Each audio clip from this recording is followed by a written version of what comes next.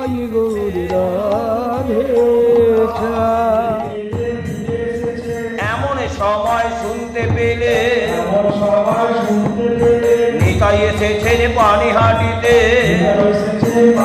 গৌর আজ্ঞায় নাম প্রেম বিলাতে। নিতাই এসেছেন পানিহাটিতে, তবে রঘুনাথ কিছু বিচার করি মনে,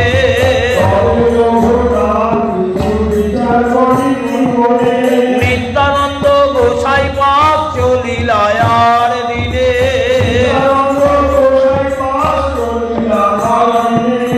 পানিহাটি গ্রামে পাইল প্রভুর দর্শন,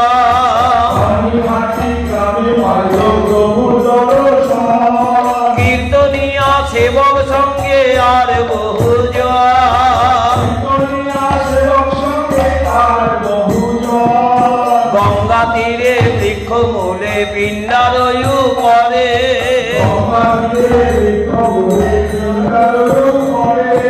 এখনো সাক্ষী দিচ্ছে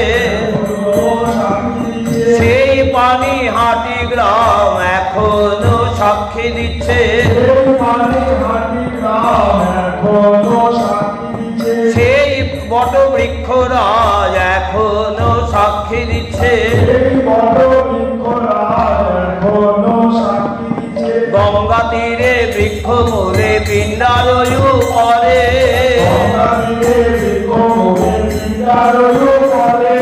বসিয়াছেন প্রভু যেন সূর্যোদয় করে,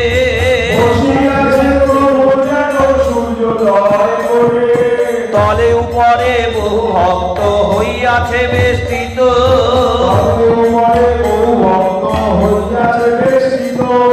দেখিয়া প্রভুর প্রভাব রঘুনাথ বিস্মিত,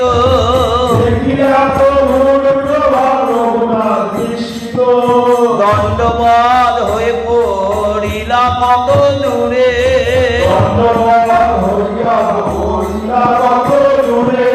স্বাভাবিক দৈন বলে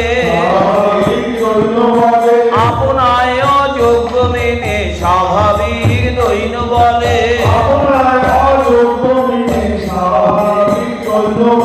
সেবক কহে রঘুনাথ দণ্ডবাদ করে,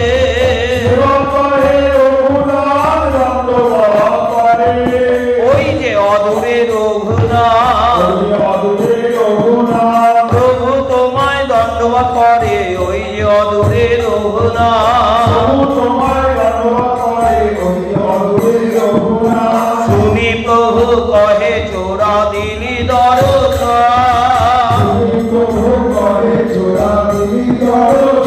কেন চোর সম্বোধন করিলে, কেন রঘুনাথে চোর বলিলে, কেন তার কি চুরি করেছে দেখা তো হয় না, কেমন করে চুরি করলো এ তো ভিতরের কথা, চুরি করতে গিয়াছিল তার সর্বস্ব ধন, চুরি করতে গিয়াছিল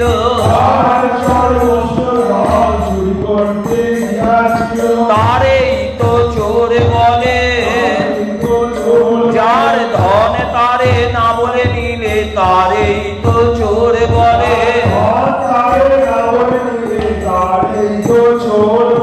ভোগ করিতে গিয়াছিল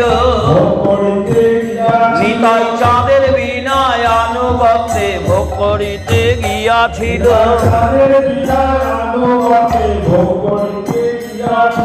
জগতের দেখাইলে, আমায় তো কেউ পায় না, নিতাইয়ের আনুগত্য বিনায় আমায় তো কেউ পায় না, শুনি প্রভু কহে চোরা দিলি দর্শন,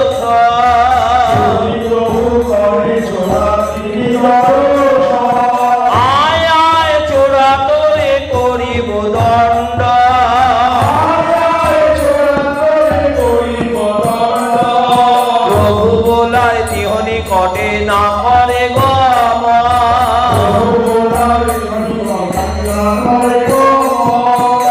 আকর্ষিয়া কান মাথে ধরিল চর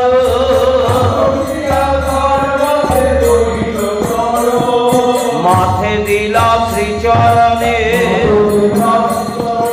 রঘুনাথে নিত্য দাস জেনে মাথে দিলা শ্রীচরণে ব্যাকুল হয়ে কাঁদে রে